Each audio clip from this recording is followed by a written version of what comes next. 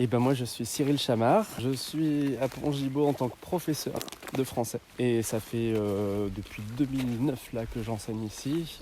Et depuis à peu près cette période, je me suis passionné pour la nature et les oiseaux. Donc là on est au marais dit le ruisseau de Mazaille. Du coup c'est un endroit où je suis venu très régulièrement. J'adore venir faire de la photo, de l'observation. C'est un site, une zone humide, donc c'est toujours bon de se rappeler que ces zones-là, elles sont en danger, elles sont parfois malmenées. Moi, je pense à d'autres zones, je sais pas, comme le lac d'Eda, où on a des activités nautiques. Ici, il n'y a pas de pédalo, il y a juste des grandes herbes, des oiseaux qui chantent et un petit ruisseau qui traverse le site. Mais c'est vraiment un endroit enchanteur où j'ai fait des observations vraiment géniales. Un oiseau. Il y a une pie qui vient de se percher sur cet arbre, mais j'ai déjà vu le pic noir. Au fond du chemin, la martre des pins qui se pointe, qui me regarde en face à face comme ça, qui se dit est-ce que je pars, est-ce que je reste. Et puis là aussi le râle-d'eau qui est un rapace, un râlidé donc assez rare et difficile à voir, mais qui est présent sur ce site où il est plutôt tranquille en général. Je pense que c'est important d'apprendre à suivre ces sites-là, de voir comment ils évoluent. Quel lien vous avez avec la LPO ? Alors j'ai été bénévole, je suis bénévole encore, moins actif, parce que j'ai beaucoup donné de mon temps, mais disons qu'il y a un moment donné, quand je voyais les problématiques liées à la biodiversité qui s'effondrait, et à ce que proposait la Ligue de protection pour les oiseaux, pas seulement sur les oiseaux justement, mais sur le vivant en général, sur les milieux. Je me suis dit que je pouvais déjà au moins commencer par leur donner des sous, donc j'ai adhéré. Et après j'ai commencé à faire des sorties gratuites, parce qu'il y en a énormément qui sont gratuites et offertes par l'association. Et j'ai mis un peu le doigt dans l'engrenage en me disant, en fait je connaissais pas tout ça, et puis c'est pas évident donc de tout apprendre comme ça, parce que à partir du moment où on commence à connaître des oiseaux dont on n'avait jamais entendu parler, pour les reconnaître à coup sûr comme maintenant je suis à peu près capable de le faire pour beaucoup, c'est tout un chemin. Donc là en gros je me suis investi dans la LPO en tant que bénévole, membre d'un groupe local, puisqu'il y a différents groupes locaux, départementaux et régionaux. On a un groupe Chaîne des Puits qui réunit des gens habitant à Eda, Orsine, Clermont. On fait des sorties, des réunions, des opérations de sensibilisation auprès des mairies, par exemple sur le thème des haies, qui sont un peu trop souvent massacrées, alors qu'il y a toute une faune qui niche, toute une biodiversité qui dépend beaucoup de ces milieux-là.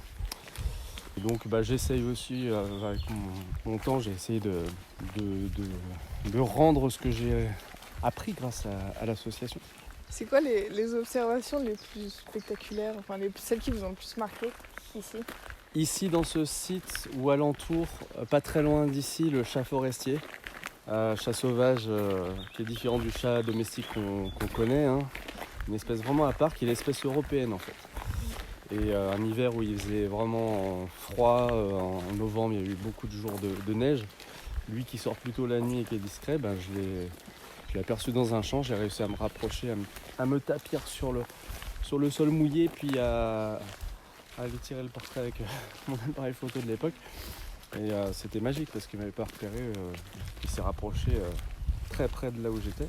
Il y a beaucoup d'espèces différentes ici, mais qui se méritent un peu, on va dire. Déjà, il faut les connaître, et puis il faut aussi pas hésiter à passer et repasser, parce qu'elles ne sont pas toujours présentes selon les saisons. C'est ce qu'on apprend aussi en s'intéressant aux oiseaux et à leur cycle de vie. Certains, on les voit toute l'année. Ici, par exemple, je vois des mésanges boréales. Une mésange, moi je l'appelle un peu l'ado rebelle. Parce que quand elle crie, elle fait gna gna gna, un peu comme si elle était pas contente. Bon, alors qu'elle est toute mignonne, hein, elle ressemble à une petite mésange nonnette. Des rapaces aussi qui circulent pas mal sur le site, certains qui nichent comme le Milan Royal, qui est quand même, ici relativement commun. Mais il y a l'échelle européenne qui est un oiseau classé, je crois, vulnérable, voilà, sur lequel on essaie d'agir en parlant de la LPO là, sur tout ce qui est comportement agricole, puisque il y en a parfois qui sont empoisonnés à cause des boulettes de poison qui sont la bromadiolone, qui sont disséminées dans les champs pour les ratopiers. Donc on essaie d'être dans l'explication pour que ça ne se passe pas, pour que ces espèces-là puissent continuer de se reproduire chez nous. Dans les agriculteurs avec qui vous discutez, il y en a beaucoup qui sont favorables ou, en général, comment ils réagissent quand on leur dit d'arrêter de faire ce qu'ils font tout le temps? Déjà, moi je trouve que c'est un métier très difficile. Donc on n'est pas là pour donner des leçons, on est toujours là pour expliquer.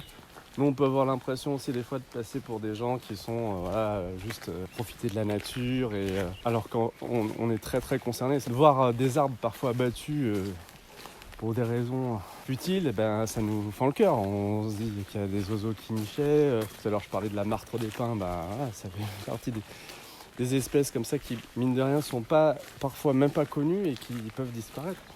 Donc on est très concerné par tout ce qui se passe au niveau agricole. Il y a des dispositifs pour rapprocher les agriculteurs des naturalistes. Récemment, on a fait l'inauguration d'une fresque sur un oiseau emblématique de l'Auvergne qui est la pigrèche grise, qui est plus présente dans certains départements d'Auvergne, qui au niveau national est en régression importante. Mais on en a quelques bastions dans le Sancy, vers Eda, vers Rambert. Du coup, le maire qui nous a reçus, c'était un agriculteur. Et en fait, il y a un gros besoin d'information, de communication. La plupart des personnes vivent leur vie et ne savent pas qu'il y a ces espèces-là qui sont présentes.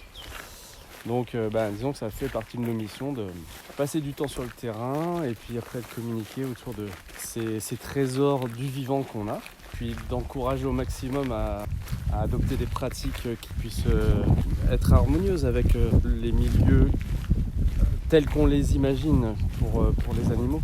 Qu'ils soient dans de bonnes conditions de nidification, soient pas trop dérangés pour que y ait des insectes aussi, parce qu'on se rend compte qu'il n'y a pas que les oiseaux qui sont en déclin, il y a nombre d'insectes.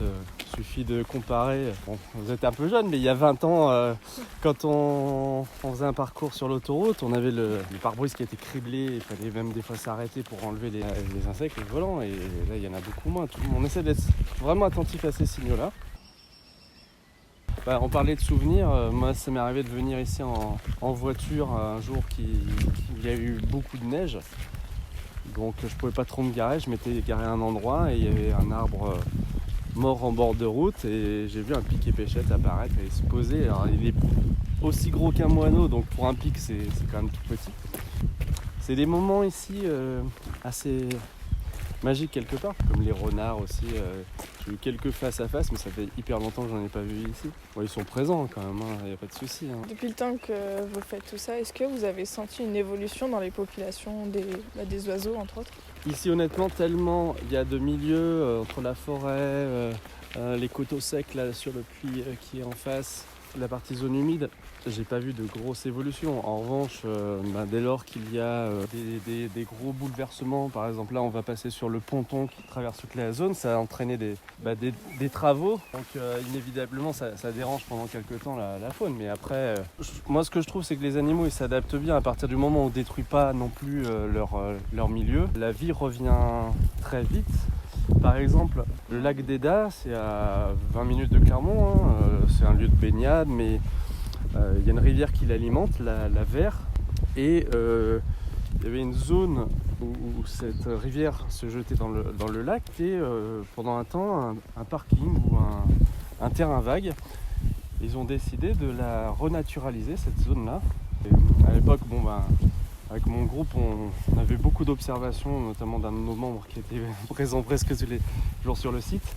Et il annonçait que là, c'était telle espèce qui était là, qui était de retour, ou bien jamais elle a été vue. Donc, soit des oiseaux qui nichaient, soit des oiseaux qui venaient juste passer par là. Et c'était possible parce qu'on avait renaturalisé le site et que c'était le but, c'était de sauver le lac qui se trophier, vous savez, il y a des petites algues et des bactéries comme ça qui font que l'eau de baignade par exemple n'est plus du tout bonne. Ces mesures-là, moi je les trouve vraiment géniales. Pour moi, elles sont un peu trop rares. C'est pour ça qu'à l'LPO, je disais qu'on se bat pour la préservation des milieux. Soit des fois en achetant carrément des parcelles, soit en ayant la gestion du site. Là, il y a le label sur ce site des espaces naturels sensibles. Alors, ce qui est bien, ils ont recréé des mares aussi qui sont vraiment importantes pour la petite faune, les amphibiens, les odonates, donc les libellules. Il fait un temps où je photographiais pas mal de papillons ici aussi. Le ruisseau de Mazaille qui coule, qui vient de Mazaille et qui coule et qui traverse le site. La configuration un peu en cuvette fait que naturellement c'est un ruisseau qui a beaucoup débordé. Donc c'est pour ça qu'ils ont pour un temps donc il a été mis bien droit, artificiel bien sûr.